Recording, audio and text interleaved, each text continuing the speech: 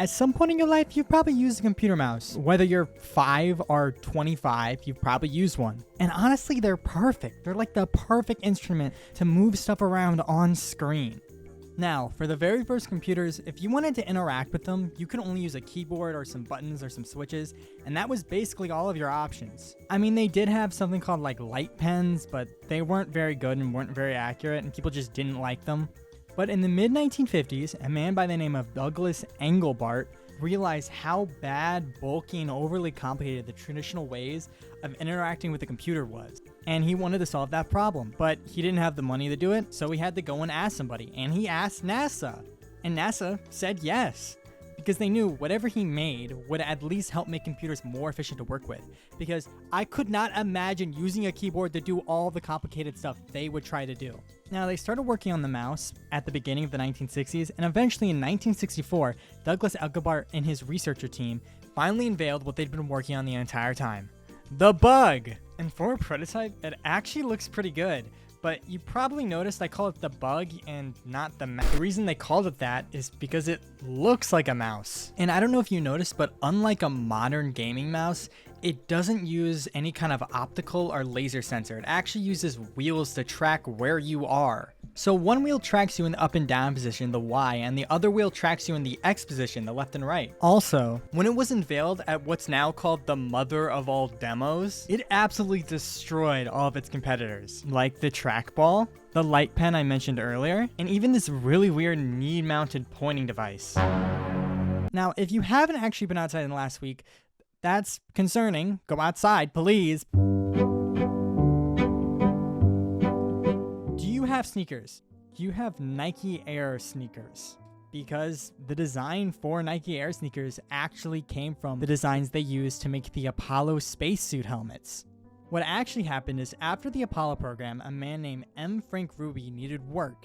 He just dropped his job and decided he wanted to do something else, and he decided he wanted to work for Nike. And while he was working there, he actually introduced Nike to the idea of blow rubber molding. But what is blow rubber molding? It's a technique where you take a piece of rubber and you blow it up inside of a mold so that it forms into that mold and into that object you want to create. And actually the good thing about this is once you finish the process, it actually traps a bunch of air in between the rubber, which makes it almost like an airbag, which is actually really great since those reduce the impact force of a crash. And you want to reduce the impact force of your foot hitting the ground while you're running or walking. And so the first shoe Rudy actually created for Nike was called the Air Tailwind, which is just not that great of a name, but it came out in 1978. And at the time, it was pretty revolutionary. I mean, no one else was thinking of this same idea. No one had the insight that Rudy had. Then only 2 years later, Frank Rudy actually patented his technology and called it Air technology. And what's even cooler is that later on, they actually decided to name their shoes a little bit after him, with some of the Nike Air shoes being called Frank Rudy's, which is really cool to have your name on a Nike shoe. The power of the sun in the palm of my hand. Now, a man named Charles Fritz, back in 1883, he invented the first solar cells. But what are solar cells? I got cells. That's not the same thing. So solar cells are those little squares you see on solar panels. Those are the cells. Those are the actual things that take the sun and make it directly into electricity. But how? How do you even make something like this?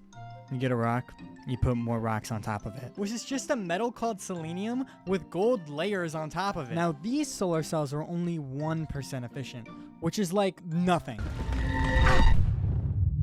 Now, skipping past all of the apparatus people, not once in my life have I said that word seriously. In the 1950s, Bell Laboratories, or NASA, really needed a way to power remote telephone systems in the middle of nowhere, because deserts are one of the harshest environments for humans to live in, let alone technology. So to solve this issue, they found out about solar cells. And still, solar cells at this time were just not very good, but they came up with a solution: the solar battery! And in order to show off their amazing invention, they powered a teeny tiny little Ferris wheel. And what may seem silly, that meant that now we could take advantage of the giant ball of energy in our solar system. The only problem was, still it was only 6% efficient. Despite that, America's first satellite used them anyway. And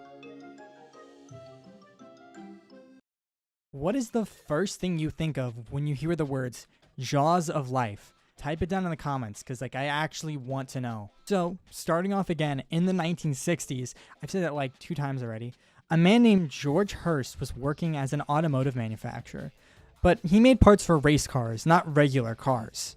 And as part of his job, his entire thing was to make cars go faster, which also made cars more dangerous. If you're making a car go faster, it's harder to steer. It just gets harder overall to control the vehicle, so then more crashes happen.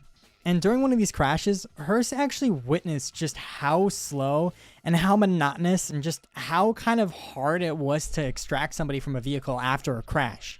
And traditionally, they use power saws, which are just super loud and look incredibly dangerous to be around, especially if you just got injured. And if anybody tried to actually use this on the vehicle I crashed in, I would be scared for my life. Like, what happens if they accidentally went the wrong way and then cut me? Like, that could go horribly. That got George Hurst to start thinking about solutions to the problem. Something that didn't create as much noise, didn't create sparks, and wasn't literally a giant spinning blade that could just chop your arm off when it wanted. And his solution was the Jaws of Life, which instead of using some kind of blade or some other kind of cutting material, it actually crushed the metal with pneumatics. Hydraulics are also used, which is just the water version, and basically they just transfer energy. But where does NASA come into all this? They didn't invent the tool, so what are they doing? Despite all of the great things about the Jaws of Life, there were still a couple of problems that existed with the product. So the main one was that it just was not very portable. You had to carry around these huge jaws, which are kind of hard to hold in the first place. But then you also had to take a giant generator with it so you could actually power the thing. And the reason why NASA in the first place even wanted to mess around with the Jaws of Life is because they actually wanted to use it for the shuttle missions. And if you think about it, it makes sense, right? If there was an issue on the shuttle or some kind of other issue that persisted where they need to get people out of there quickly, they could easily just grab a Jaws of Life, bring it over, crush a door, and take it off, and everyone could get out safe. NASA and a company called High Shear then teamed up to work on a newer, more efficient, just better version of the Jaws of Life. They made them more portable, less heavy, a lot stronger, definitely more power efficient since we're talking about 1960s tech right now. And when I say power efficiency, I don't just mean they made it more power efficient. They actually used the same stuff they used on the space shuttle when separating the rocket boosters and fuel tank from the bottom of the shuttle. Subscribe, thanks for watching.